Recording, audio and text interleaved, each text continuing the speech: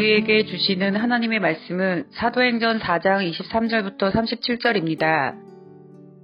사도들이 노임에 그 동료에게 가서 제사장들과 장로들의 말을 다 알리니 그들이 듣고 한마음으로 하나님께 소리 높여 이르되 대주제여 천지와 바다와 그 가운데 만물을 지으신 이시오 또 주의 종 우리 조상 다윗의 입을 통하여 성령으로 말씀하시기를 어찌하여 열방이 분노하며 족속들이 허사를 경영하였는고 세상의 군왕들이 나서며 관리들이 함께 모여 주와 그의 그리스도를 대적하도다 하신 이로소이다. 과연 헤롯과 본디오 빌라도는 이방인과 이스라엘 백성과 합세하여 하나님께서 기름 부으신 거룩한 종 예수를 거슬러 하나님의 권능과 뜻대로 이루려고 예정하신 그것을 행하려고 이 성에 모였나이다. 주여 이제도 그들의 위협함을 굽어보시옵고 또 종들로 하여금 담대히 하나님의 말씀을 전하게 하여 주시오며 손을 내밀어 병을 낫게 하시옵고 표적과 기사가 거룩한 종 예수의 이름으로 이루어지게 하옵소서 하더라. 빌기를 다음에 모인 곳이 진동하더니 무리가 다 성령이 충만하여 담대히 하나님의 말씀을 전하니라. 믿는 무리가 한 마음과 한 뜻이 되어 모든 물건을 서로 통용하고 자기 재물을 조금이라도 자기 것이라 하는 이가 하나도 없더라. 사도들이 큰 권능으로 주 예수의 부활을 증언하니 우리가 큰 은혜를 받아 그 중에 가난한 사람이 없으니 이는 밭과 집 있는 자는 팔아 그 판 것의 값을 가져다가 사도들의 발 앞에 두매 그들이 각 사람의 필요에 따라 나누어 줌이라. 구브로에서 난 레위족 사람이 있으니 이름은 요셉이라. 사도들이 일컬어 바나바라 하니 그가 밭이 있음에 팔아 그 값을 가지고 사도들의 발 앞에 두니라. 아멘. 사랑하는 서문가족 여러분, 간밤에도 평안히 쉬셨습니까? 대제사장과 서기관 무리들이 예수를 전하지 말라고 사도들에게 협박을 가한 후에 그들을 풀어주었습니다. 사도들은 즉시 성도들에게로 돌아가 이런 사실을 알렸습니다. 그러자 성도들이 함께 기도하기를 시작합니다. 지금은 사도들을 풀어줬지만은 앞으로도 그러리라는 보장은 없습니다. 그들로부터 박해를 받는 것은 피할 수 없는 수순입니다. 그래서 온 교회가 하나님께 간절히 기도하기를 시작합니다. 24절을 보면 그들이 한 마음으로 기도했다고 합니다. 마음을 모아 합심 기도를 한 것입니다. 합심 기도가 중요합니다. 최초의 교회는 성도들의 합심 기도를 통해 탄생했습니다. 120명 성도들이 마가의 다락방에 모여 간절히 마음을 합해 기도할 때에 성령이 그들에게 임했고 교회가 시작되었습니다. 그때부터 예루살렘 교회는 어려운 일이 있을 때마다 간절히 합심 기도를 했습니다. 마태복음 18장 18절을 보면 진실로 너희에게 이르노니 무엇이든지 너희가 땅에서 매면 하늘에서도 매일 것이요 무엇이든지 땅에서 풀면 하늘에서도 풀리리라. 땅에서 맨다는 것은 마귀의 권세를 예수의 이름으로 묶어버린다는 뜻입니다.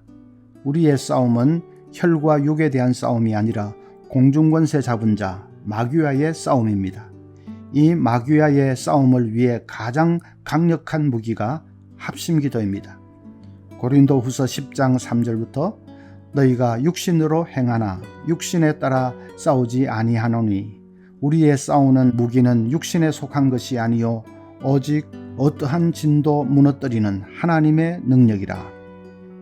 기도, 그 중에서도 합심기도가 마귀의 견고한 진을 무너뜨리는 강력한 무기라는 말입니다. 예루살렘 교회는 그 무기를 자주 사용했습니다. 우리도 합심기도를 자주 해야 합니다. 교회가 하나 되기 위해 가장 좋은 방법이 합심해서 기도하는 것입니다. 하나의 목표를 가지고 성도들이 마음을 다 모아서 기도할 때에 교회는 온전히 하나 될 수 있습니다. 또한 마귀와의 영적인 전쟁을 위해서도 무엇보다 합심기도를 해야 합니다. 여러분, 다락방에서 공동의 기도 제목이 있을 때 다락방 식구들이 마음을 합해서 합심기도를 하십시오. 수요 중보기도 모임에서도 간절하게 마음을 모아 합심기도를 하십시오. 수요 폭풍기도회는 대표적인 합심기도의 현장입니다. 우리 교회가 합심기도가 살아있는 교회가 되어서 마귀의 권세는 묻고 성령의 능력은 풀어내는 강력한 영권을 가진 교회가 되기를 소원합니다. 그러면 예루살렘 교회가 어떻게 기도했는지를 자세히 살펴봅시다. 24절에 그들이 듣고 한마음으로 하나님께 소리를 높여 이르되 대주제여 천지와 바다와 그 가운데 만물을 지으니시오. 대주제라는 말은 헬라어로 데포포타입니다. 절대 통치자라는 뜻입니다. 그들은 구체적으로 아뢰기 전에 먼저 하나님은 천지를 지으시고 만유를 다스리는 절대 통치자라는 사실을 바라보았습니다. 그 통치자의 손안에 있는 교회를 세상의 어떤 세력도 해치지 못한다는 사실을 믿고 바라보았습니다. 그래서 대주제여 라고 불렀습니다. 우리도 기도할 때 내가 누구 앞으로 나아가고 있는지를 먼저 묵상하는 것이 좋습니다. 혹시 기도할 때 눈을 감으면 바로 자신의 기도 제목부터 쏟아내지 않습니까? 바로 주절주절 말부터 쏟아내지는 않습니까?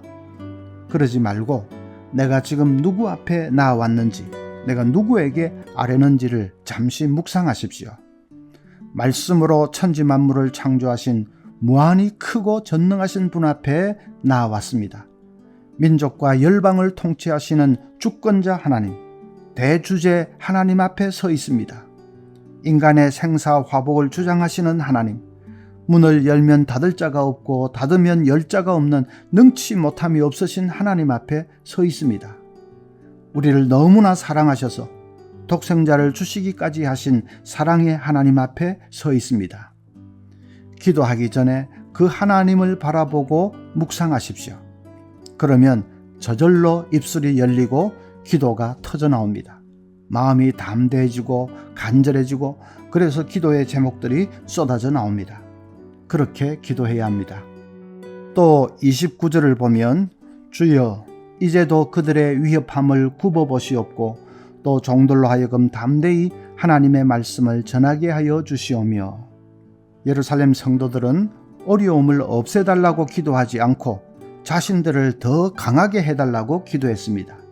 우리를 더 강하게 해주셔서 이 박해를 이기고 담대히 하나님의 말씀을 전하게 해달라고 기도했습니다.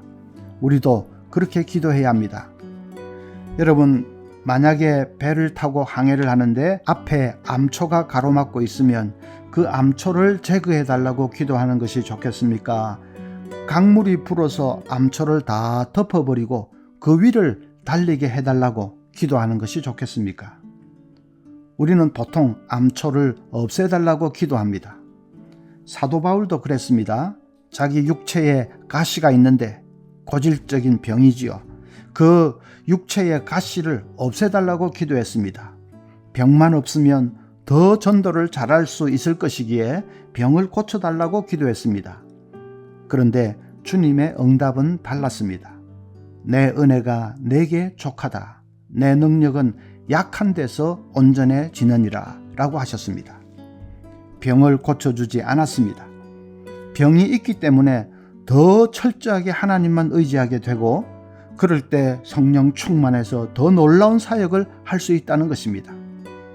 바울은 암초를 없애달라고 했지만은 주님은 강물이 불어서 그 위를 달릴 수 있게 해주셨습니다. 여러분을 힘들게 하는 찌르는 가시가 있습니까? 여러분의 앞길을 가로막는 암초가 있습니까? 그것 없애달라고 아무리 기도해도 응답이 나타나지 않아서 낙심하고 있지는 않습니까? 하나님은 강물이 불어서 그 위를 달리게 하시는 분입니다. 암초는 여전히 있지만 그러나 그것 때문에 오히려 내가 성령 충만해서 얼마든지 능력의 삶을 살게 하십니다. 예루살렘 교회 성도들이 박해를 없애달라고 기도한 것이 아니라 자신들을 더 강하게 해달라고 기도했듯이 가시가 있어도 우리는 더 강해질 수 있습니다. 성령으로 충만할 수 있습니다.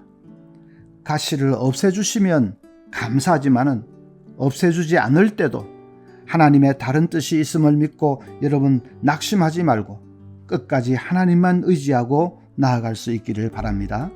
또 한 가지 예루살렘 교회 성도들이 기도한 것이 있습니다.